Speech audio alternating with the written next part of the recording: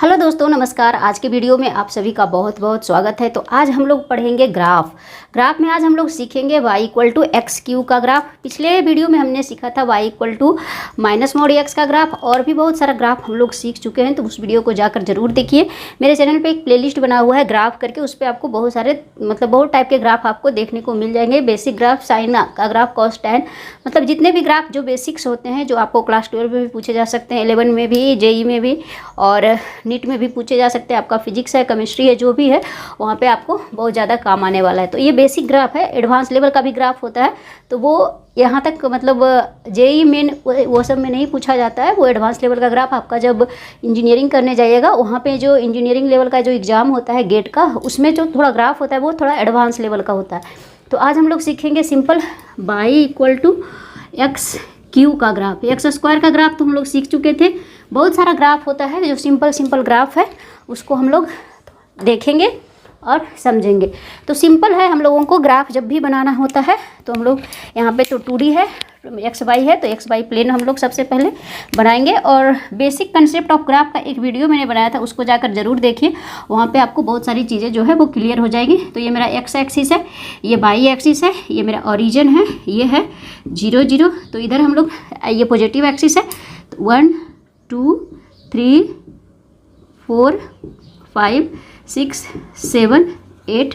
इधर हो तो माइनस होगा, तो -1 -2 -3 -4 -5 -6 -7। इंटरवल हम लोग जनरली 1 1 का ही लेते हैं। इधर माइनस होगा, -2 -3 -4 -5। बड़ा छोटा हो गया है, रफली हमने लिया है 1 2 3 4 5 6 7। ये है मेरा 2D प्लेन। तो y equal to x cube कुछ नहीं आता है, तो आप सबसे पहले एक चार्ट बनाइए इस तरह से। यहाँ पे देखिए x का वैल्यू रखिए, आपका y का वैल्यू मिल जाएगा। तो हम लोग स्टार्ट करते हैं 0 से। तो 0 पे वैल्यू क्या होगा, 0 होगा, यानी पॉइंट मेरा यहाँ पे आएगा, ओरिजिन पे आएगा। नेक्स्ट हम लोग लेते हैं 1 1 पे क्या हो जाएगा, 1 अगर वैल्यू लेते हैं x का, तो y भी मेरा क्या होगा 1, क्योंकि y equal to x cube है। तो 1 का वैल्यू मेरा क्या होगा 1 होगा, तो 1 होगा, यानी x अगर 1 लेते हैं तो y भी मेरा क्या होगा 1 होगा। तो पॉइंट कुछ इस तरह से होगा। दोनों पॉइंट को हम लोग यहाँ पे, जहाँ पे दोनों क्रॉस करेगा, उसी पॉइंट को हम लोग लेंगे। अगर हम लोग x2 लेते हैं तो y क्या हो जाएगा, डायरेक्ट देखिए x2 लेते हैं तो 2 का q यानी 8 हो जाएगा, y इक्वल टू 8। x अगर हम लोग 2 रखते हैं देन y डायरेक्ट 8 हो जाएगा। ठीक है, कितना उछल रहा है, 2 ले रहा है, तो y हमारा कहाँ जा रहा है, 8 यहाँ जा रहा है, कम अप्रोक्सीमेटली यहाँ जा रहा है। ठीक है, तो अब देखिए 3 पे कितना हो जाएगा, 3 का क्यू क्या हो जाएगा 27। तो अगर हम लोग 3 रखते हैं तो ये क्या हो जाएगा 20। अगर वैल्यू 3 है तो 27 कहीं ऊपर यहाँ पे आएगा। तो ग्राफ मेरा किस तरह से जाएगा, 1 पे तो 1 है, लेकिन ग्राफ अचानक से मेरा इस तरह से बढ़ जाएगा, इस तरह से एकदम डायरेक्ट स्ट्रिप होकर इस तरह से जाएगा 3 पे, ऊपर कहीं पे जाएगा इन्फिनिटी तक। ठीक है, अब उसी तरह से हम लोग कुछ निगेटिव वैल्यू लेते हैं। तो सपोज -1 लिए, तो -1 का क्यू क्या हो जाएगा, बाई भी मेरा क्या होगा -1। तो ये जो मैं रफली ऐसे बना रही हूँ, आप लोग अच्छे से बनाइएगा। ठीक है, तो यहाँ पे -1 पे वैल्यू क्या होगा -1, और यहाँ पे अगर -2 लेते हैं, कुछ -2, तो क्या हो जाएगा, वैल्यू निगेटिव होगा, यानी -8 होगा वैल्यू। तो यहाँ पे देखिए, यहाँ पे कहीं पॉइंट आएगा, इधर बढ़ाते हैं तो -8 सपोज यहाँ पे आया, -2 पे 2 का क्यू, तो यहाँ पे आएगा पॉइंट। -3 लेंगे तो ये भी जाएगा -27। तो ग्राफ जो है वो कुछ इस तरह से आएगा, इसका भी, और इधर जाएगा एकदम इस तरह से आ जाएगा। ठीक है, तो एकदम ग्राफ जो है सडनली जो है वो इंक्रीज करेगा। एक्स का वैल्यू थोड़ा सा हम लोग इंक्रीज करेंगे तो वाई का वैल्यू सडनली जो है वो इंक्रीज करेगा। और माइनस में क्या होगा, वाई का वैल्यू अगर हम थोड़ा सा भी, एक्स का वैल्यू थोड़ा सा इंक्रीज करेंगे तो ये ग्राफ जो है सडनली डिक्रीज कर जाएगा। तो ये है मेरा y equal to x cube का ग्राफ। तो इस तरह से हम लोग याद रखेंगे कि y equal to x cube का ग्राफ जो है वो इस तरह से जाता है। नेक्स्ट हम लोग इसका फैमिली अगर देखना चाहते हैं तो उसको भी आप देख सकते हैं। y इक्वल टू हम लोग अगर एक्स क्यू प्लस 1 हो गया, एक्स क्यू प्लस 2 हो गया, या फिर अगर माइनस वैल्यू लेना चाहते हैं तो एक्स क्यू -1 हो गया, एक्स क्यू -2 हो गया। तो अब देखिए एक्स क्यू +1 अगर हम लोग ले रहे हैं तो क्या हो जाएगा, x अगर हम लोग 0 रखते हैं तो y का वैल्यू कहाँ से स्टार्ट हो रहा है 1 से, यानी ग्राफ जो स्टार्ट होगा वो 1 से होगा। x का वैल्यू अगर हम लोग 2 ले रहे हैं, 1 तो लिए 2 ले रहे हैं तो डायरेक्ट कितना हो जा रहा है 8 + 9 डायरेक्ट 9 हो जा रहा है। 2 ले रहे हैं तो डायरेक्ट 9, तो ग्राफ जो होगा वो 1 से स्टार्ट होगा और जाएगा तो इसके पैरेलल इस तरह से आएगा, और ये भी आएगा यहाँ पे -1 पे तो होगा -1, लेकिन ग्राफ जो है इसके पैरेलल कुछ इस तरह से आएगा। ठीक है, 0 पे वैल्यू जो इस तरह से आएगा मेरा।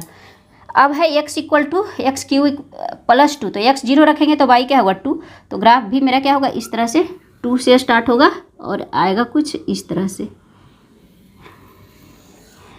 फिर अगर x³ -1 लेते हैं तो x अगर 0 रखते हैं तो y वैल्यू क्या होगा -1 होगा, यानी ग्राफ जो स्टार्ट होगा वो -1 से होगा, तो ग्राफ जो है वो इसके पैरेलल होगा, इस तरह से बनाएंगे और ग्राफ जो है वो ये 1 से होकर जाएगा इस तरह से।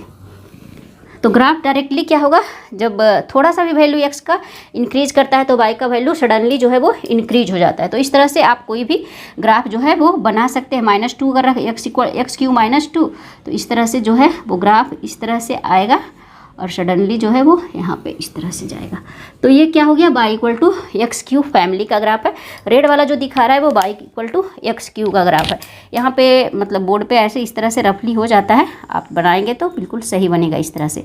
तो फ्रेंड्स ये था y = x³ का ग्राफ। अगर इसका माइनस हम लोग देखते हैं y = -x³ तो सिंपल जो है वो इसका उल्टा हो जाएगा। देखिए पॉजिटिव वैल्यू का ग्राफ मेरा किस क्वाड्रेंट में आया, ये फर्स्ट क्वाड्रेंट है मेरा और ये थर्ड क्वाड्रेंट है। फर्स्ट क्वाड्रेंट और थर्ड क्वाड्रेंट, ये है मेरा सेकेंड क्वाड्रेंट, ये है मेरा फोर्थ क्वाड्रेंट। तो पूरा अगर डिस्कशन करिएगा ना तो ये काफ़ी जो है बहुत लंबा चौड़ा हो जाता है।